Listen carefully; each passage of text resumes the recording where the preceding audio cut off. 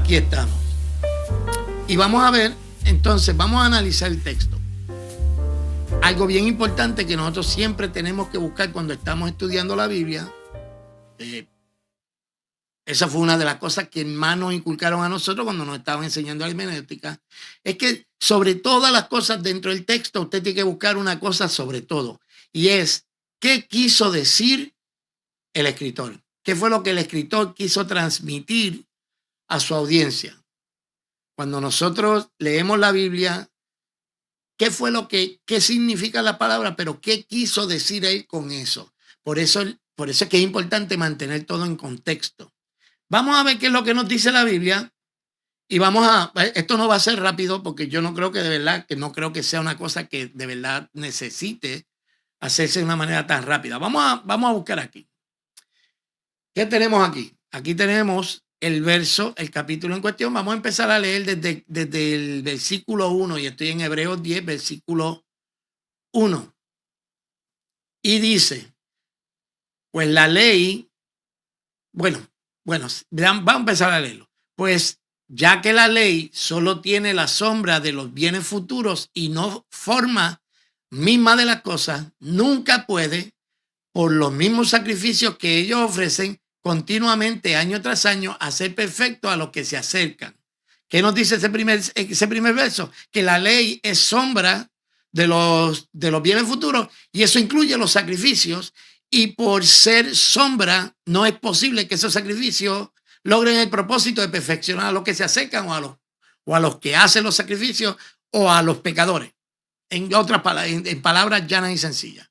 Eso es lo que nos está diciendo es que ¿qué nos está transmitiendo el autor de Hebreos? Nos está transmitiendo de que todo ese montón de sacrificios que se hacían en el Antiguo Testamento no satisfacían nunca lo que Dios quería lograr, que era que el hombre fuera hecho perfecto a través de ese sacrificio, ¿ok?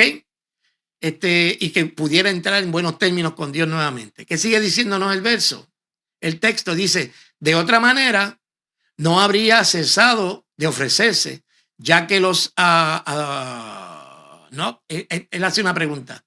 De otra manera, no habría cesado de ofrecerse, ya que los adoradores, una vez purificados, no tendrían ya más conciencia de pecado. Él está usando la lógica, está diciendo, si esos sacrificios fueran tan buenos, ¿por qué no cesaron? Porque si hubiesen sido buenos, en el momento que se ofrece el sacrificio, ya no hay que volver a ofrecer el sacrificio. Déjame ver cómo voy. Pero, conciencia de pecado, pero en esos sacrificios hay un recordatorio de pecado año tras año. Por el contrario, eso era lo que lograban esos sacrificios. Esos sacrificios lograban recordarle a la gente que eran unos pecadores. Si la primera premisa no fuera correcta, ya los sacrificios habrían cesado. Pero en cambio, sirven como un recordatorio ahí, como que del pecado constantemente. Se supone que fuera constantemente, pero lo que hacen los sacrificios es que constantemente te están recordando que estás en pecado. Constantemente. Y dice, porque es imposible que la sangre de los toros y los machos cabríos quiten los pecados. La imposibilidad de la eficacia de los sacrificios hechos por los hombres es evidente en el que lo tienen que seguir haciendo constantemente. Y eso es lo que nos está transmitiendo el escritor cuando habla de esto. Entonces, sigue diciendo el escritor, por lo cual, al entrar él en el mundo, dice, está hablando de Jesús, cuando Jesús entra al mundo, dice, sacrificio y ofrenda no has querido, pero un cuerpo has preparado para mí. En holocausto y sacrificio por el pecado no te has complacido. Entonces dije, he aquí, yo he venido. En el rollo del libro está escrito de mí para hacer, oh Dios, tu voluntad. ¿Ok? Dios, al no estar satisfecho con los sacrificios y los holocaustos, ha preparado un cuerpo a Cristo para hacer la voluntad del Padre y es cumplir con lo que estaba escrito. Y que era lo que, en realidad, lo que está diciendo es, mira, todos esos machos cabríos, eso no satisfacía lo que Dios quería lograr. Entonces lo que Dios hizo es que hizo el cuerpo de Cristo. Entonces Él preparó un cuerpo para Cristo para que ese cuerpo fuera el sacrificio. Si lo estoy leyendo exactamente como está en esta versión, vamos a verlo más tarde en otra versión.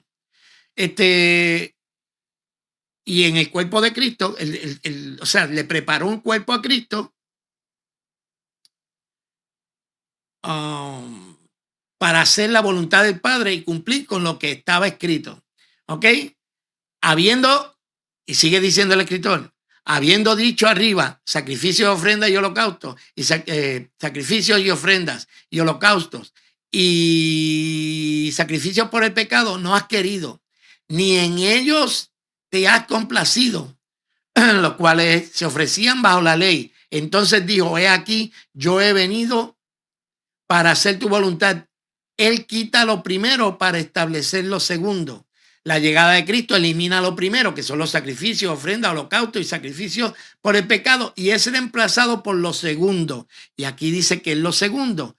Por esta voluntad hemos sido santificados mediante la ofrenda del cuerpo de Jesucristo, ofrecida de una vez para siempre. Por el sacrificio de Cristo hemos sido santificados para siempre. O sea, aquí yo creo que el texto no nos dice nada más. Ahora bien, en esta sección del libro de Hebreo que estamos estudiando, que estamos viendo, ¿qué es lo que nos está diciendo el escritor? Yo te voy a decir lo que no nos está diciendo. Aquí no nos está explicando cómo fue que se dio el milagro de la concepción virginal. No hay, o sea, aquí no nos está diciendo eso. Simplemente nos está diciendo que el sacrificio de Cristo es más eficaz que todos los demás sacrificios que se hicieron. Eso es todo. El sacrificio del cuerpo de Cristo es eficaz.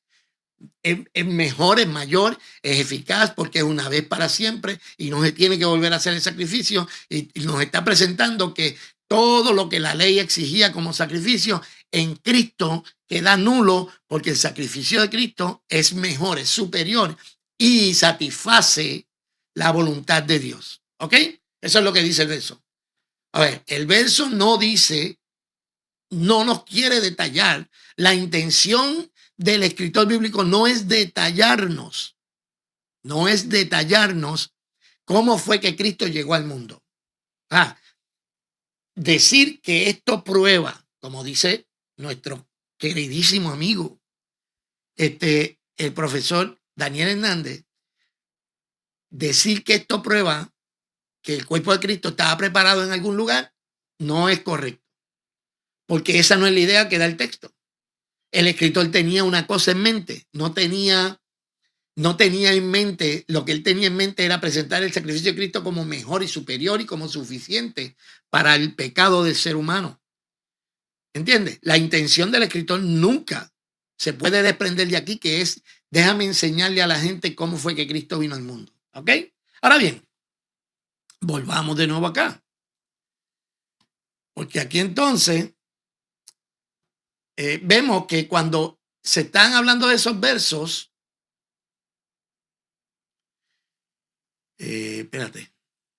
cuando se está hablando de estos versos aquí, es un salmo en realidad, el Salmo 40, y lo que hizo fue el escritor de Hebreo le adjudica esas palabras a Cristo. ¿Ok? Hay diferentes interpretaciones, yo le estoy dando la que yo creo que es más plausible, y yo creo que sí es Cristo quien está hablando ahí. O sea, que se le adjudica, el escritor de Hebreos le adjudica esas palabras que están en el Salmo 40, se las adjudica a Cristo. Y dice, por el cual al entrar Cristo al mundo, dice, sacrificio y ofrenda ha querido. Eso ya lo leímos. La cuestión es que yo quiero que ustedes vean qué es lo que pasa cuando vemos el Salmo 40, que es de donde se cita. ¿Ok? En el Salmo 140 dice, sacrificio y ofrenda de cereal no has deseado. Pero aquí dice, has abierto mis oídos. Hay otras versiones que dicen, has horadado, creo que se llama, que es cuando le hacen un huequito a la oreja, que hace referencia a los esclavos voluntarios, haga su asignación, porque yo lo que quiero llegar a lo que quiero llegar. Entonces estamos viendo que si seguimos leyendo el Salmo es completamente, es igualito a prácticamente, es igual, se está citando casi palabra por palabra de lo que dice el Salmo en Hebreos. Sin embargo, se cambia esto de un cuerpo me has preparado para mí. Ahora bien, ¿de dónde entonces sale eso? Porque si él está citando el Salmo, debería citarlo bien, debería citarlo como es. ¿Sabe qué pasa? Que él no está citando el Antiguo Testamento, él está citando la Septuaginta. Y en la Septuaginta se introduce la idea de que entonces, déjame ver cómo lo puedo leer aquí, porque está muy pequeño para mí. Sacrificio y oblación no has querido, cuerpo, empero, enderezádome, o sea, me preparaste cuerpo, es lo que quiere decir eso. Me aderezaste un cuerpo, me preparaste un cuerpo. Como cuando la Biblia dice, aderezas mesas delante de mí, o sea, me preparaste un cuerpo. Pero me preparaste un cuerpo, holocausto ni por pecado has pedido. Ok, la idea es la siguiente. En la Septuaginta cambiaron el sentido de has abierto mis ojos o has horadado mis oídos, mi oreja, y cambiaron ese sentido porque sería muy complicado. Esta es una de las explicaciones que leí y me parece convincente, que sería muy complicado para las personas que no son judías entender qué significa eso de me has horadado o me has, en realidad eso, me has horadado las orejas, que era parte de la ley. Ahí rapidito, no me citen como si yo estuviera diciéndolo textualmente. Un esclavo podía elegir quedarse con su amo porque los esclavos no podían estar más de 6 años, creo era al séptimo año tenían que ser libres. Entonces los esclavos podían decidir por voluntad propia ser esclavos, mantenerse en la casa como esclavos. Entonces, se quedaban en la casa, pero como señal entonces se hacía eso que se le hacía un hoyito al esclavo en la oreja como señal de que era un esclavo voluntario. Y el sentido de lo que dice el Salmo es que Dios, si lo leemos, sacrificio y ofrenda de cereal no has deseado, has abierto mis oídos para escuchar tu palabra, para seguirte. Y en el otro sentido dice, yo me he hecho tu esclavo voluntario. Cuando habla de horadar, depende de la traducción. La idea de este verso completo y aún en la Septuaginta, lo que está hablando es, déjame buscarte un comentario que me pareció bien acertado, está bien chévere la manera en que lo pusieron. El autor de Hebreos lo pone un poco diferente en la segunda línea. Es un cuerpo de lo que ha preparado para mí. La expresión es que no citaba el original griego, sino la Septuaginta, la traducción griega del Antiguo Testamento que se empezó en Alejandría hace el año 0. No cabe duda de que en el mundo antiguo muchos más podrían leer griego que hebreo. Hasta entre los judíos de la diáspora, de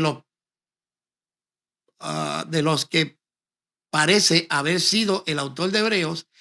En cualquier caso, el sentido de las dos frases es el mismo. Tú me has dado un oído abierto, quiere decir tú me has tocado de una manera que obedezco todo lo que me dices. Es el oído obediente que menciona el salmista, porque oír y obedecer eran ideas muy próximas en el hebreo. Por eso la Biblia dice, Jesús dice, el que oye al Padre viene a mí. ¿Ok? Porque no es solamente oír como que oyó, sino que oír como que oír para obedecer. El oído obediente es un cuerpo lo que has preparado para mí. Quiere decir realmente, tú me has dotado de un cuerpo para que haga tu voluntad en él y con él. En esencia, las dos frases quieren decir lo mismo. Y lo que está haciendo referencia en realidad es al sacrificio de Cristo y la manera voluntaria en que Cristo se sometió. Vamos a continuar entonces acá. Esa es la idea. Esa es la idea. En ningún momento, ni en la Septuaginta, ni en el Salmo, ni el escritor de Hebreos quiere explicar cómo es la encarnación.